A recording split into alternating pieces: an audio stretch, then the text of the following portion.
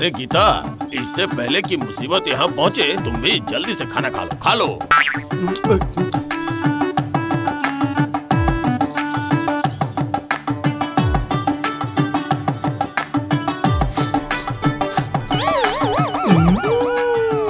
एक मील उत्तर पूर्व से आ रही है।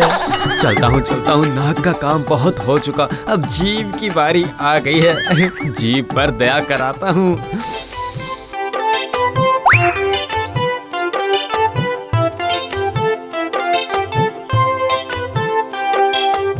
अरे हम तो दूसरे गांव के, अब तू भी यहाँ चला आया?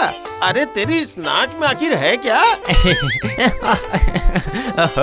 अरे भाई, मेरी नाक और शिवजी की लिंग दोनों एक जैसी ही हैं। कई दिनों से मैंने कुछ भी नहीं खाया है। तूने फिर से झूठ बोलना शुरू कर दिया। अभी तो मैंने सुना कि तू रामू के यहाँ। हाँ, तो मुझे बहुत दिन हो गए हैं। विश्वास नहीं है तो चलिए, जो जी में आए कर लीजिए। मेरा घर यहाँ से मात्र 6 मील की दूरी पर है। इतना भी नजदीक नहीं है भाई। चल तू खाना खा ही ले, खा ले।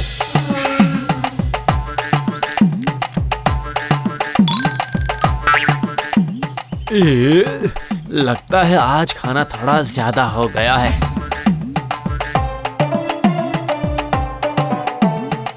मोहन बेटा सुनो, मेरे दुकान से जरा वो सांप बाहर निकाल दो ना। हाँ,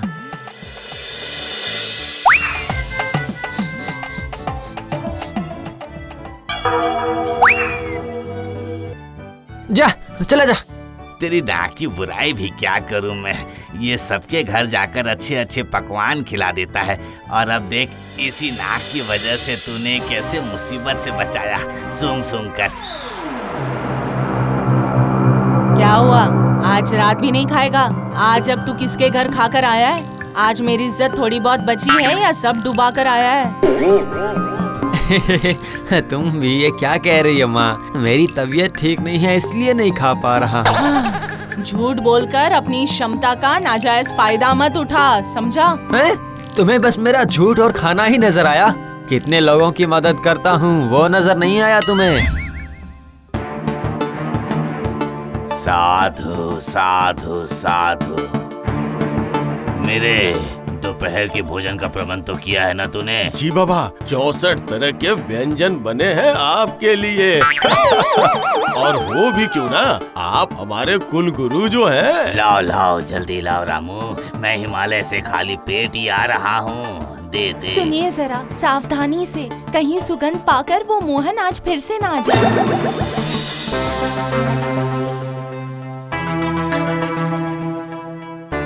2-3 दिन हो गए हैं, पेट में कुछ गया नहीं।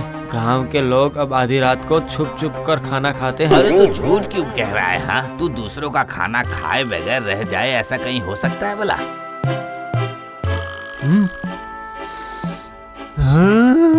हाँ, अरे ये तो वही रामू भैया के घर से सुगंध आ रही है लग रहा है। आज तो उसके घर पर कोई कुलगुरु आने वाले थे ना? अरे आप अपनी वो रुद्राक्ष की माला जरा मुझे उतार कर दीजिए।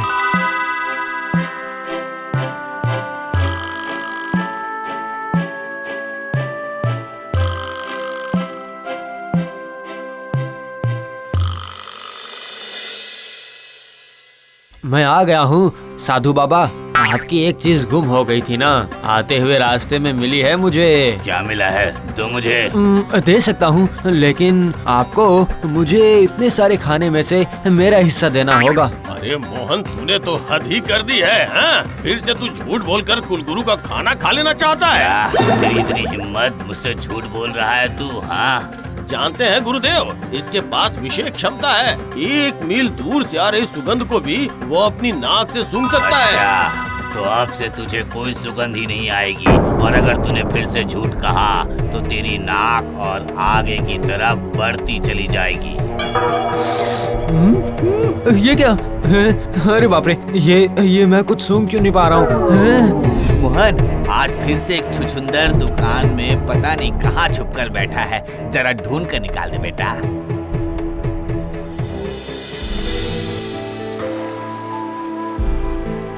क्या रे मोहन, साधु ने तेरी नाक की शक्ति छीन ली क्या?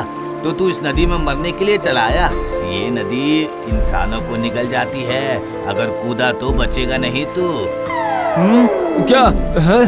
अरे नहीं, मुझे फिर से सुगंध आने लगी है। मैं क्यों कूदूंगा आखिर? बल्कि साधु के श्राप से मुझे लाभ हुआ है। मुझे और भी तेज सुगंध आ रही है, और भी ज्यादा।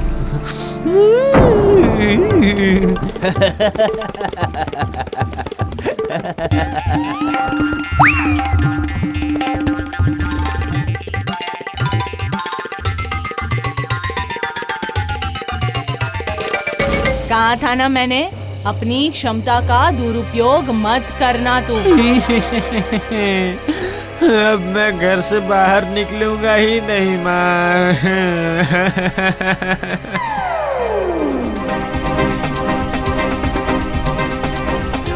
अरे बचाओ, बचाओ हमें, बचाओ।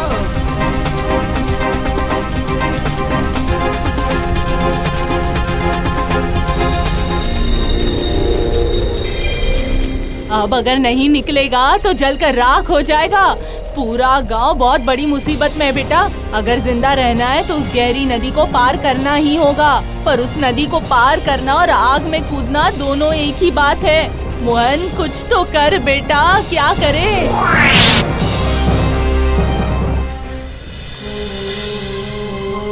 हाँ, अब साधु के श्राप को ही उपयोगी बनाऊंगा। रामू भैया, आप मुझे कुछ कहिए ना, कुछ भी कहिए ना। अरे अब मैं क्या कहूँ, इस नदी की धार तेज है। इस नदी में कोई धार तेज नहीं है, बिल्कुल भी तेज धार नहीं है। गांव में तो अभी बारिश हो रही है ना, पर आप लोग तो कह रहे हैं कि आग लगी है, हैं?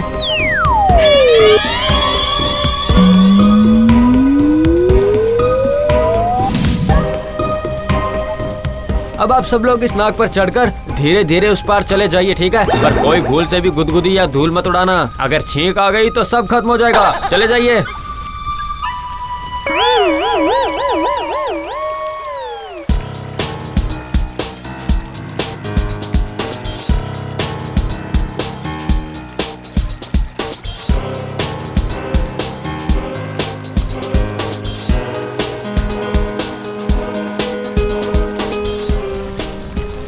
लेकिन मैं तो अपनी नाक पर चढ़कर नहीं जा पाऊंगा। क्या करूं, क्या करूं?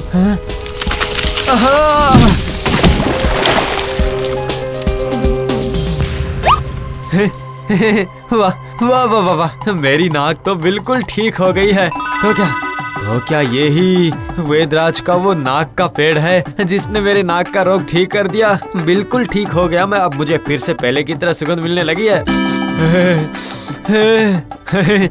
अब मैं बिल्कुल ठीक हो चुका हूँ। मैं ठीक हो गया हूँ, ठीक हो गया मैं। मोहन ने हमको बचा लिया। मोहन ने हमको बचा लिया।